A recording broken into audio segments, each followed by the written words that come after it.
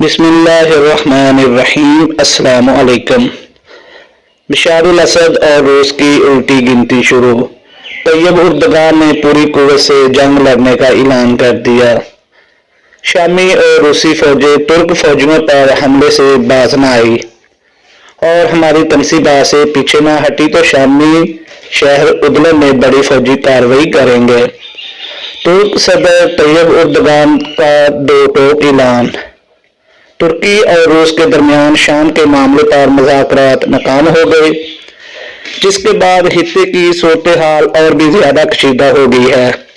ترکی کا کہنا ہے کہ ادلب میں سنی مسلمانوں اور ترکی کی تنصیبات پر شامی اور روسی فوجی باز نہیں آ رہے۔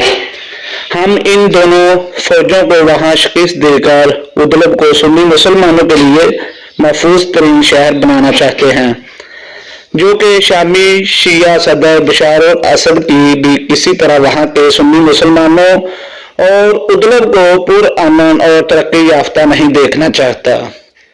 بشار الاسد نے سرکاری ٹی وی پر خطاب کیا ہے کہ سنی مسلمانوں اور ترک فوجیوں پر حملے جاری رکھیں گے۔